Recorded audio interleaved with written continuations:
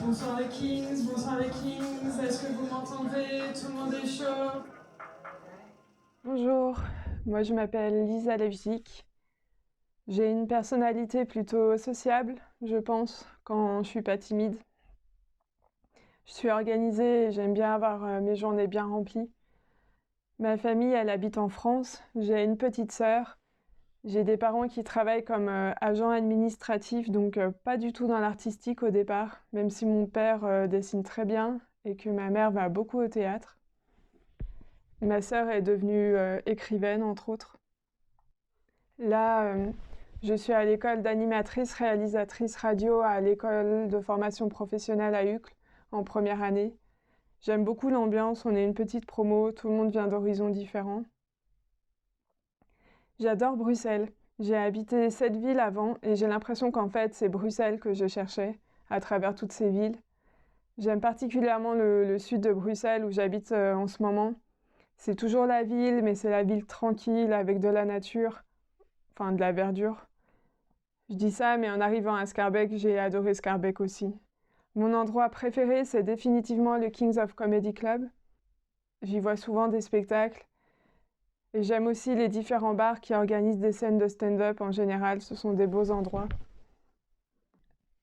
Un jour, on m'a proposé d'organiser une scène ouverte sur la terrasse de l'abbaye de Forêt, un bar connu du centre de Forêt. Je me suis dit que ce serait une bonne occasion de m'améliorer en tant que maîtresse de cérémonie. À la base, je n'aime pas spécialement organiser des événements, mais je l'ai quand même fait. Et à la première édition, sans que je sache, Florence Mendes était présente parce qu'elle habite dans le quartier. Elle a réquisitionné le micro 2 fois sans prévenir, mais du coup, elle m'a aussi vu jouer. Et après ça, elle m'a proposé de faire 2 fois la première partie de son spectacle au Kings, puis 2 autres fois au Théâtre de la Toison d'Or, ce qui était donc vraiment un beau cadeau et une belle opportunité pour moi. Et puis ce jour-là, j'ai aussi pu rencontrer son chien Saga, qui a beaucoup de points communs avec la description qu'elle en fait dans son spectacle. J'ai pas vraiment de modèle. J'admire Blanche Gardin, je suis très originale. Non, je déconne. J'ai vraiment plusieurs modèles. J'ai longtemps cité le sketch des jeux de société d'Emily Kroon parce que je le trouve très bien construit. Mais comme je suis régisseuse au Kings of Comedy Club, tout le monde me sert de modèle un peu. Je vois beaucoup de spectacles. Du coup, je suis surtout influencée par les humoristes belges qui passent aux Kings, comme Lisa Delmoitier, Kaut Arberne, Taïla, Sarah Lélé. J'aime beaucoup mes cours de radio. J'apprécie toutes les bonnes ondes, c'est le cas de le dire, que le média apporte, et la liberté d'expression. Puis j'aime ce qu'on apprend, comme placer un texte entre deux sons, écrire une chronique, une revue de presse. C'est une formation complète et j'ai l'impression de savoir faire plein de choses de mes 10 doigts et de ma tête, donc c'est chouette, c'est motivant. De manière générale, j'aime bien avoir du temps au calme pour écrire. Et puis après, tester les nouvelles blagues sur scène, quand ça fonctionne, c'est vraiment trop bien, ça fait plaisir. Sinon, j'aime bien sortir, j'aime bien tous les moments après la scène qui sont souvent très chouettes. Puis là, récemment, on a des séances de foot avec les autres humoristes et je m'amuse bien. J'aime bien, euh, j'aime bien ces moments-là aussi. J'ai tout le temps mon GSM sur moi. J'aimerais bien le laisser à la maison des fois parce que je suis complètement accro, mais c'est pas possible.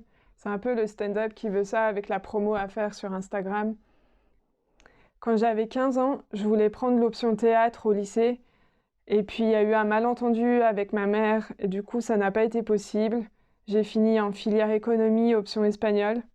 Alors l'économie ça m'a pas plu, mais l'espagnol oui. Du coup j'ai fait 5 ans d'études à l'université, mais honnêtement c'était plus pour avoir les bourses universitaires que parce que j'adorais ça. Après j'ai suivi la formation d'éducatrice de jeunes enfants pendant 4 ans. J'ai jamais fini. J'étais vraiment fatiguée des études, alors je suis partie vivre dans une forêt occupée en Allemagne pendant 6 mois, avant de m'installer à Roubaix, dans le nord de la France, où j'ai travaillé dans un musée comme surveillante. Si j'ai un message à faire passer, c'est peut-être juste que moi, personnellement, j'ai mis beaucoup, beaucoup de temps à savoir ce que je voulais faire dans ma vie, ce que j'aimais surtout dans la vie.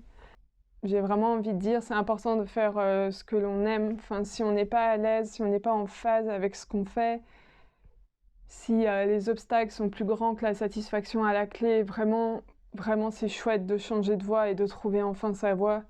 Parce que quand on trouve sa voie, les obstacles, c'est plus des obstacles, c'est juste le chemin. Et ça fait une grosse différence. Et puis ça fait tellement de bien de pouvoir donner à soi-même et aux autres ce dont on a vraiment besoin.